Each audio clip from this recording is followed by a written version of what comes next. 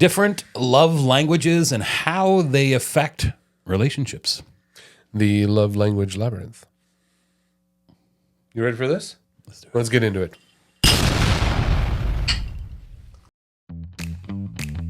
We are just two guys navigating this chapter called Midlife. What started as two friends swapping stories that turned into a quest to answer life's biggest questions about this mid-crisis mystery. Join us as we talk it out, laugh through the chaos, and get real about the struggles. This is our podcast. This is our question. Is it menopause or menopause? Oh, okay. Whoa. Well, Took a little trip to Manhattan there. today, my Uncle Jim stopped by today. Old-fashioned trip to Manhattan. Good old Uncle Jim coming from Manhattan. So we're talking about love languages today. Yeah, and we're making light of how partners often misinterpret each. It's a thing. Do you know, I think, and I live this part of my life, and I have for some time, but there's probably a lot out there who don't know it, so I think maybe we dig in with what the hell are love languages. Yeah, because I'm kind of out of the loop on that. I started years ago when I got out of my last relationship and into this one. I thought, what am I doing wrong, and how do I understand it better? And if I want this to work, what am I going to do? And believe it or not, I saw this couple that I wanted to punch in the face because they were so cutesy wootsy on the Steve Harvey show, talking about love languages by some doctor somewhere. And it's not important on this episode because that's not what we're about. No. But the valid points. And the 5 love languages, the premise is this. There are 5 different love languages. Each of us have one major and one minor one of the 5.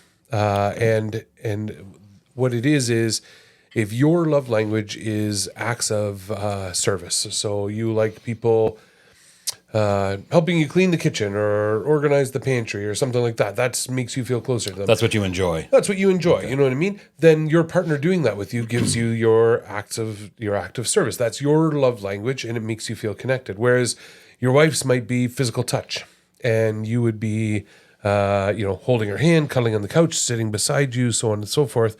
And that's her love language. And if you're not giving her love language, we tend to give our partners our own love language. Well, I know sense. I like when people organize the pantry with me. I'm going to help her organize the pantry. That's not what she wants at all. She wants you to hold her hand, and that's not your natural go-to, so you struggle. Mm-hmm. So I think the first thing we'll do is discuss the 5 actual love languages, which are, number 1, words of affirmation. So, you look very pretty. I like what you do in your alpha male t-shirt. I don't like that. Your eyes make that shirt pop.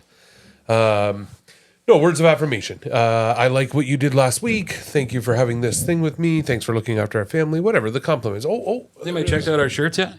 Have you seen Look at these shirts? Right? I don't know. I'm feeling good with these babies. Yeah, wow. They are alpha male. There's something. So words of affirmation, just general compliments and talking nice and letting your partner know through words that you appreciate them. That's words of affirmation. That's love language number 1. Love language number 2 is acts of service. So on this show we would say acts of service is a little glug hawk to a 2000, but that's not actual acts of service. Acts of service is, can I fill up your car with gas for you? Can I make sure that your engine light doesn't come on? Can I get you something out of the kitchen? Tuck you in at night? Things that I do for you to make your life easier. Okay. Number 3 would be gifts.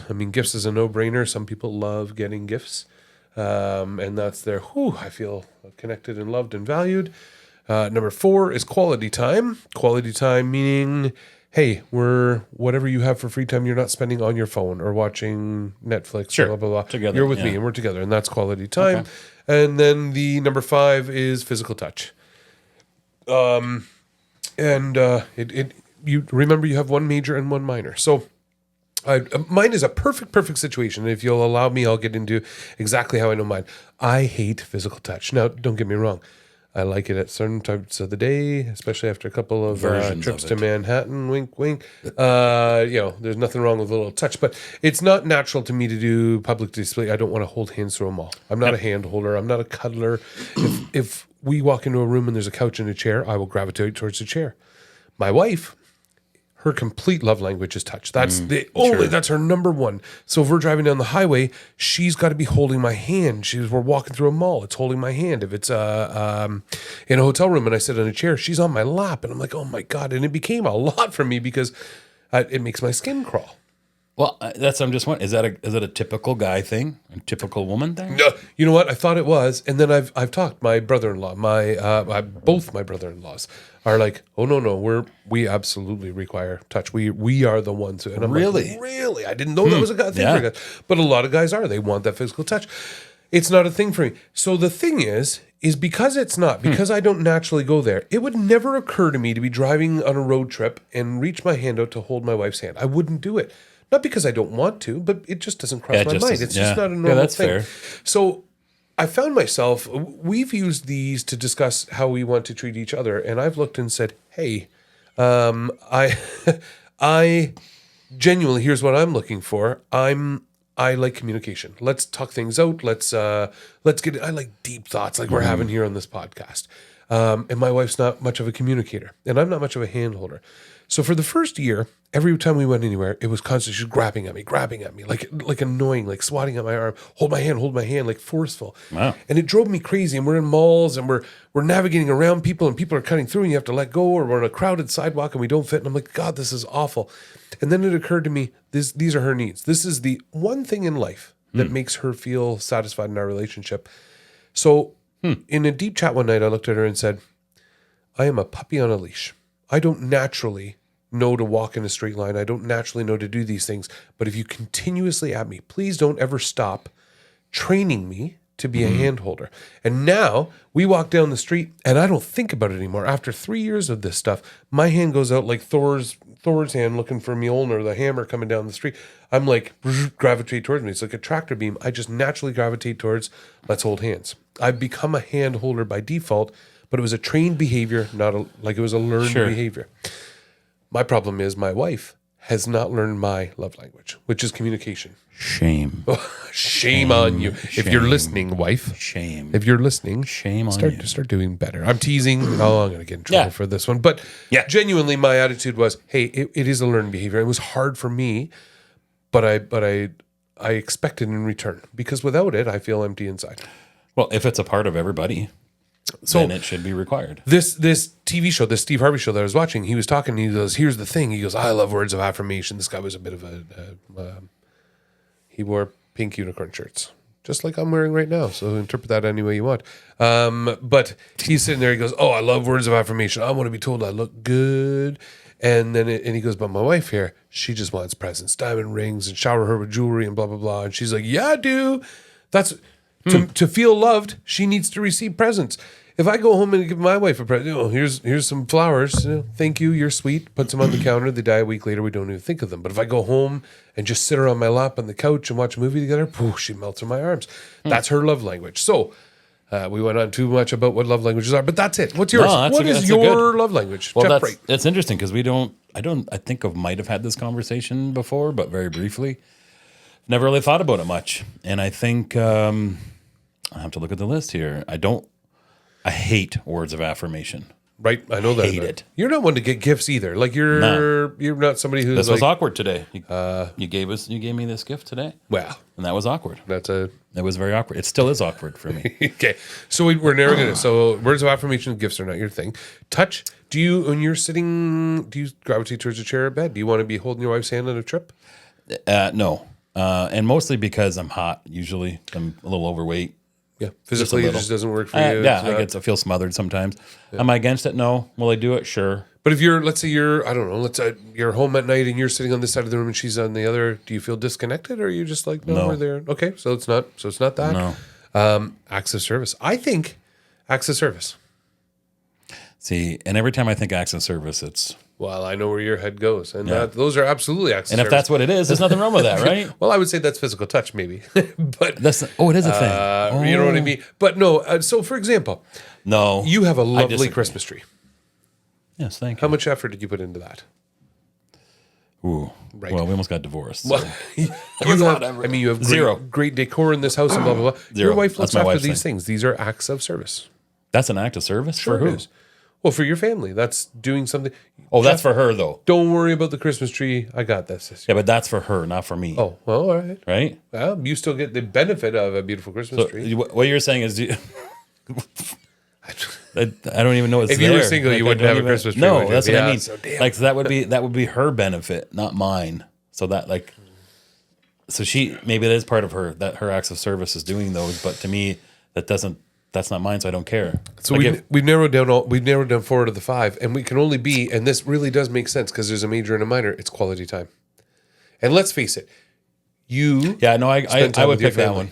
I'd pick that one for sure. Yeah. Yeah. Yeah, you want time with your kid. Yeah. You want time with your wife. Yep. Honestly, the rest of the world could go to hell. You've talked Yeah. about let's get an RV and travel the country, just the 3 of us.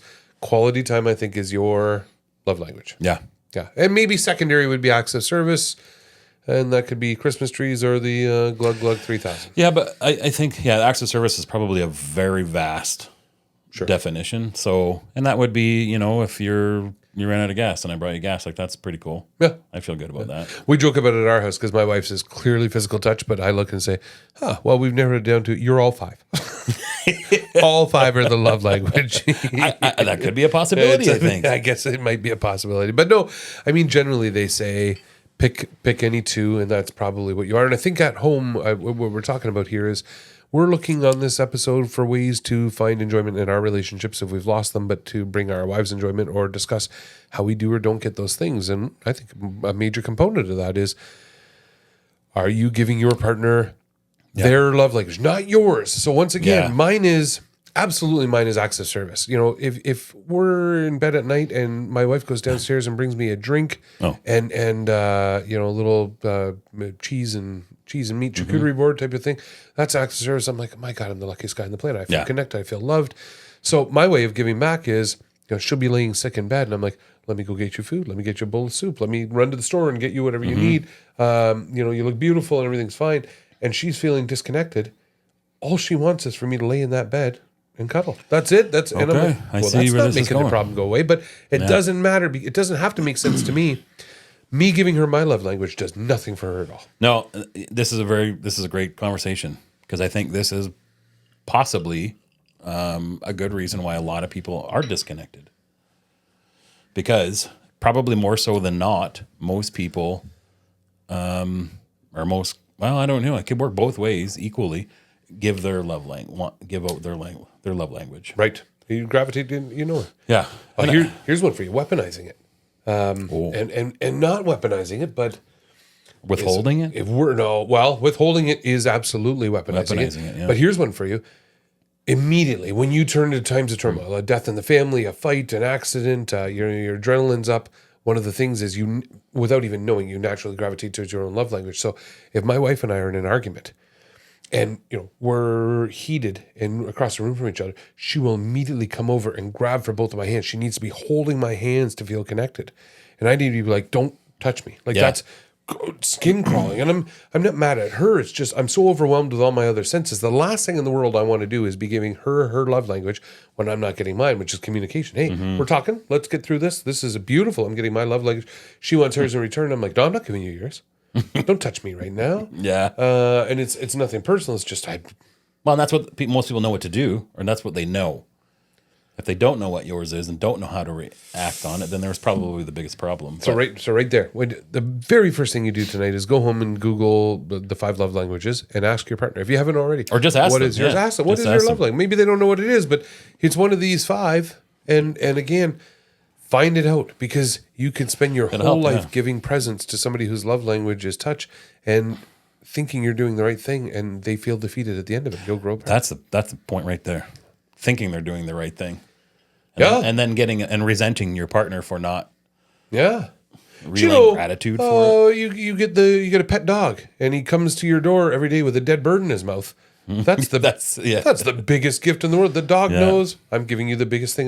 Look at what I'm sharing and look what I've done for you, and blah blah. And you're like, you idiot dog.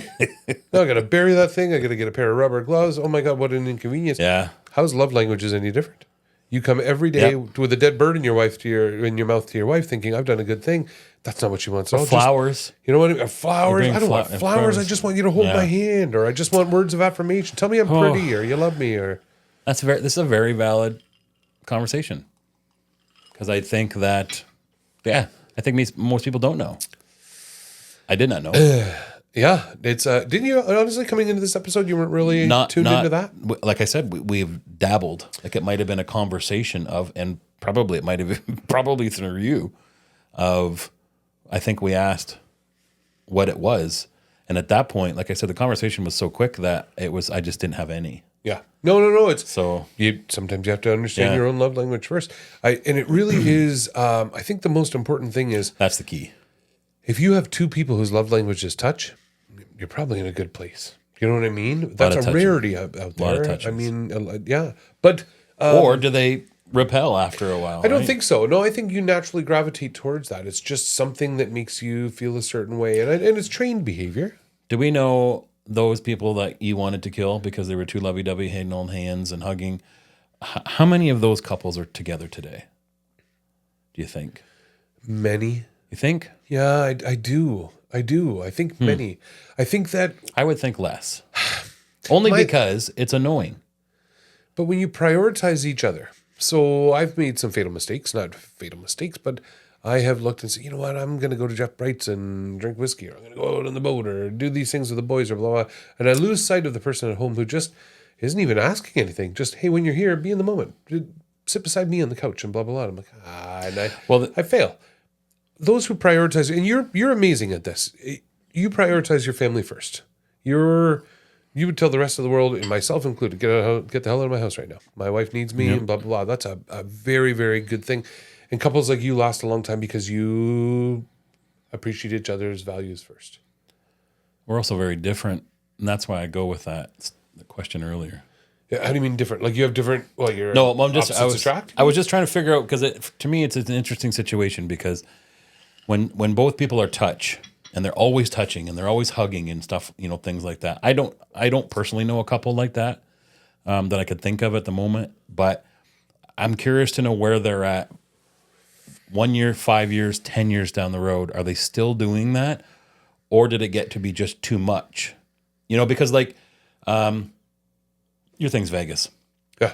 If your wife was more Vegas than you were, it's fun at first, but then after a while it'd be like, this is too much Vegas. Yeah, you think I don't know, man. I don't know if you have that in common or not. Can you get too much of it? Is there such a thing as too much of a good thing? Oh, I think so. And I think valid. Someone might have even said that I'd love before. for you guys to at home to call in, tweet, get a hold of us and talk to us about. Is there too much of a good thing? Can two people with the same love language say, oh yeah, well, you know what? What if it's gifts? Shit, you go bankrupt in a heartbeat. Yeah. I got you a Porsche. I got you a Maserati. You have to keep escalating. escalating, or trying to outdo each other. Okay. But I think in the true essence of it, if all it is touch, then yeah, so we just naturally want to hold in. I don't know that there can be too much of a bad thing. Well, I look at, take sex, for example. If both are very active sexually and they have sex 2 to 3 times a day, every single day, how long does that last? It can't without escalating to different things and then mixed emotions and blah, blah, blah. So, I mean, really, this boils down to too much of a good thing. Can happen. There's one love language. It's mine. It's the right one. It's communication. It's that's all it is. You got to be able to touch it. Yeah, it's the right one. All 4 are the ones are wrong. Everybody else is wrong, and I am right. I think communication is forefront, and the rest were made up. They're all people made that up. didn't understand. Oh, you want to touch? Let's talk about that. Oh, you want gifts? Let's communicate about the gifts you want. Win. I'm a win. I'm on top of the bat. How many times does that happen? Oh, man. But circling back, I do have to tell you that learning the love languages, it did save my relationship. And I have had to look, because I have to self-deprecate and say, I'm just not that guy. I'm a bit of an alpha. I'm a bit self-centered, where it does not occur to me to give you your needs on a natural, because who on the right mind wants to go down the highway with sweaty fingers and bloody knuckles and blah, blah, blah. It's uncomfortable sometimes. So I look now and say, please bring me back there, because I know it's important to you. You hit something there for a second ago. So then where does it come from? Where does our love language come from? Is it learned? Is it genetically handed down? Yeah, no, it's certainly conditioned, and I've read up on this, and it's, were you neglected as a child, or didn't have your emotional needs met at home? You had 2 parents that were out at work every day and hired you a nanny. you're going to naturally gravitate towards But is touch. that your true love language, No, though? I Or don't is that believe just any of that's that stuff. manufactured That's, then, yeah, right? that's what I'm saying is I don't believe any of that stuff. I don't believe that it's a result of your child. I've always been that guy. If both your parents smoke, it doesn't mean you have to smoke. If your parents are hitters, it doesn't mean you have to hit. You have a choice. Yeah, absolutely. And most people naturally gravitate towards that. But what's your actual inner body? If you grew up in a forest with wolves, what would your love language Yeah, be? that's right. Yeah, probably. I think it's a natural thing, right? digging for food. Yeah. They don't dig for food. You've grown up. You know kids who grow up in a forest. No, wolves. Oh, yeah. No, that's right. They don't. They dig for. They make dens. They make dens. They poo. They dig their poo. Yeah. I don't know. Made that up. So, Look that up. I mean, I don't know. I know we have some. I believe we have a new thing here because people are. We can do that now. People We're are. good. People are. What I'm saying okay. is, I don't know what else to talk about on this subject other than, hey, listeners at home, be mindful. Go home tonight and find out what your partner's love language is. Talk it out and say, shit, I didn't even realize my own love language. Have I been giving you the wrong one? That's a good thing. What is your write in what your tell us what your love language is, or tell us how you've overcome having to deal with someone else's. Like if you were completely against what is acts of service, Holding hands like me, How do you- completely against it. how do you get around that? How did you get over that? Yeah. I think you have to prioritize your partner. That's number one. Prioritize your partner and say, whether I like it or not, that's them. And if I want this relationship, That's a I have to give relationship them their thing, needs, right? It's the give and take. Yeah, that's the give and take for sure. Yeah. Yeah. Okay. With that said, if we've talked this to death, and we got a few more bit more time in this episode, we're not prepared for this, but I love catching you off guard. Yeah. We had all those people write in the tweets. That's how you get shit talked a little bit this week. They're in there. They're right there. Shall I go get them? You shall go get. You shall go get. I will entertain the people at home with my ginormous hands close to the camera. They're here. They're moving forward. Oh my God! Giant paw hands. Paw hands. For those of you at home who don't know what's happening right now, so we will get emails. We'll get people writing in, some good, some bad. So honestly, going into this though, we knew being bigger guys, being older, the hate, We're gonna get you. it's coming. Yeah. It's coming. Oh, who are these guys to tell us how to run our marriage and blah, blah, blah. And we're not. And you know what? I'm happy that we have female listeners. We started this off thinking... I think we have more female listeners. We're going to get demographics of men age 40 to 60 who are maybe miserable at home or don't understand stuff. And not to say that we are miserable at home. We're quite the opposite of that. But everybody has their ups and downs, and we talk about them on the show. That's what menopause is. Men who are going through menopause with wives who may be going through menopause. But at the end of the day, anyway, we've got these listeners, and they tend to offer their opinions, and some of them are funny, and some of them make fun of my good friend Jeff Bright here. And by Well, not personally. me by what's that called? Association. Me by association, because they can't possibly be.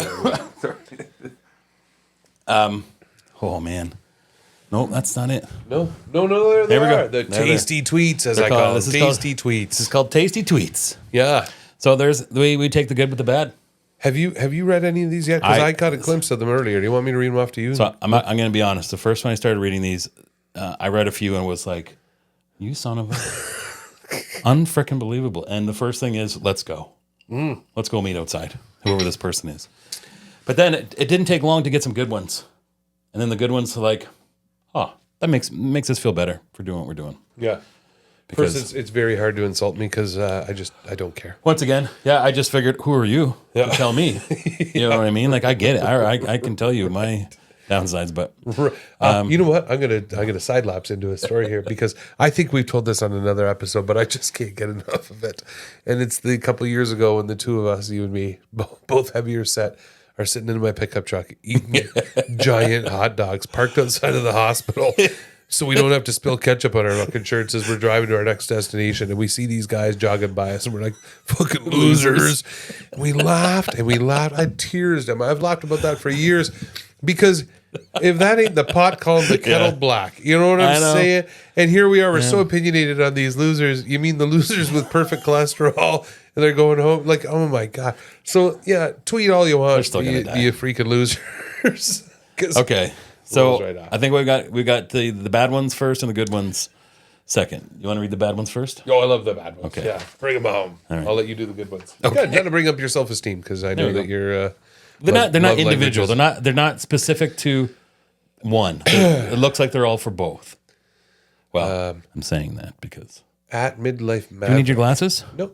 Put your glasses on. No, I don't need my glasses. It's a midlife show, bro. It's not midlife. I'm fine with this. If it were here, now I'm in trouble. Oh, look I can see it again. All right. Tasty tweets.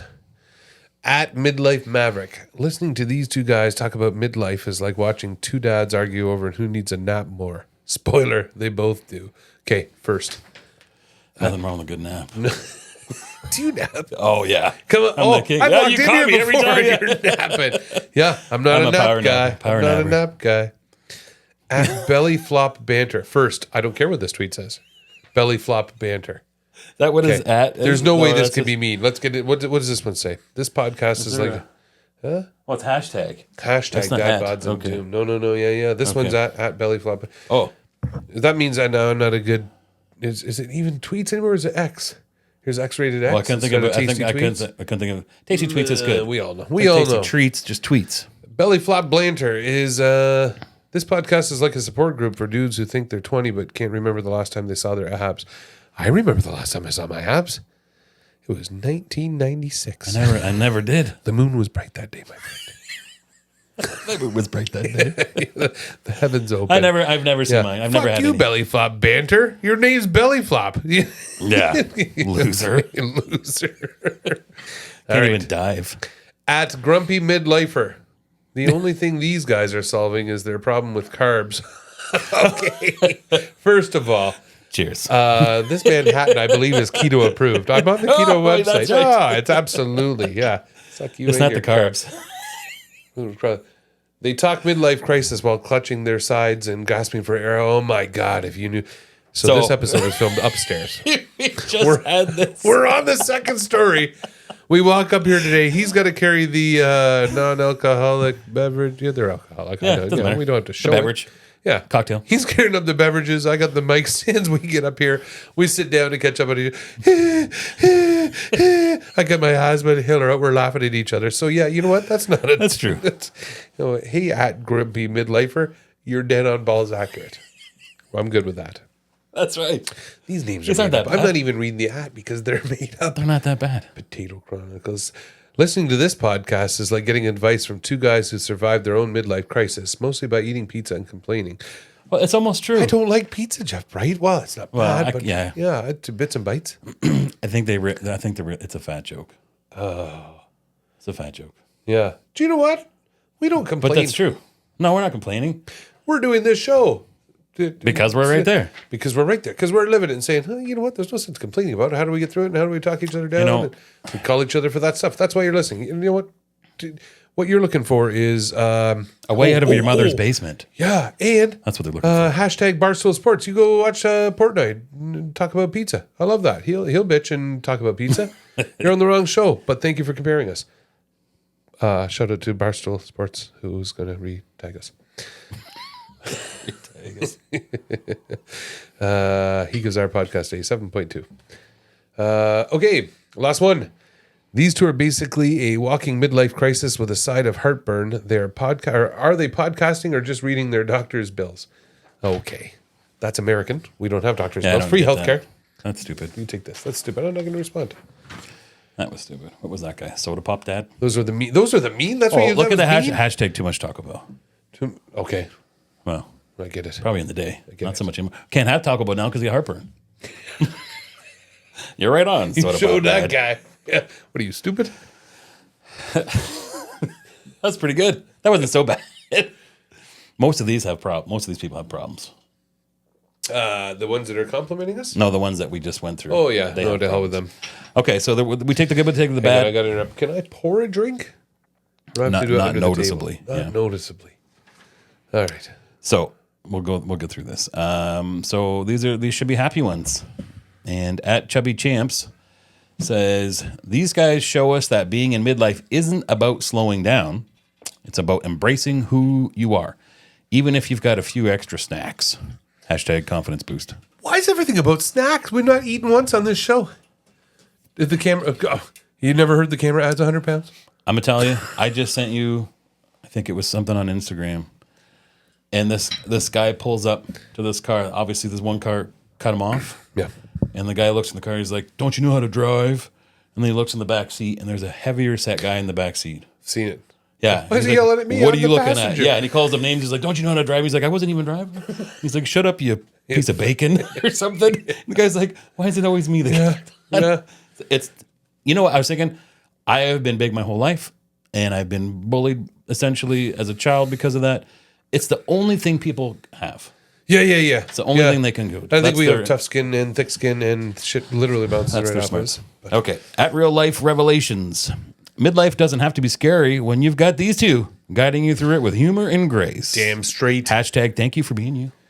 Oh, damn Nice. straight. Yeah. Nice. Let's send that person a free pair of bitchy pants. Cranky pants. Taken. Hashtag taken. So, Yeah, that's right. is it By trademarked? Sheen. Is it registered? Yeah, No. Bunch of little. Just so you know, we've copyrighted Cranky Pants. Oh, good. Perfect. At Flab and Finesse. But no. We gotta stop. It's going to be a lot You're of fat making jokes. these names up. They're right there. These are compliments. Keep going. Talk it through. What do they say? What a refreshing perspective on midlife. These guys are teaching us that it's never too late to laugh, learn, and live your best life. Hashtag cheers to that. Cheers to that. Thank you very much, Flap. Oh, Fat and Fitness. Thank you very much, fatty. Thanks for the compliment. Thanks for being fat with us. At Life Lessons with Laughter. If I had $1 for every time these two made me laugh and think about life, I'd be rich in wisdom and joy. Hashtag midlife goals. Is that your wife? Did your wife write in under a pseudonym? No, she would have been like, would you guys quiet down? True. Yeah. You guys Did you remember your podcast oxygen or mask? filming a porn, for Christ's sake? No, we just made it top of the steps. Okay, last but not least. Those are steep steps. It's an old house. At Belly Laugh Bros. You know, that could be a thing. Belly lap bros. That might be a new shirt. New shirt. It's copyrighted. We're copyrighted here. Every episode feels like a warm hug, a good laugh, and a reminder that we're all in this together. Hashtag midlife magic. Love it. Reminds me of Magic Mike. Yep. Magic midlife. That's what we need to do. We got so many hashtags, and that's copyrighted. Copyrighted. We said it here first. It's done. Okay, buddy. That's my time. We got to to get bed. out of here. Love languages. Learn yours. Learn your wives. Learn your partners. Learn your Talk about husbands. Whatever you want to do, talk about it. And let us know how that goes. Let us know what you do with it. I'm very curious. Till On that next note. week. No. Sound Okay, my friends. Cheers.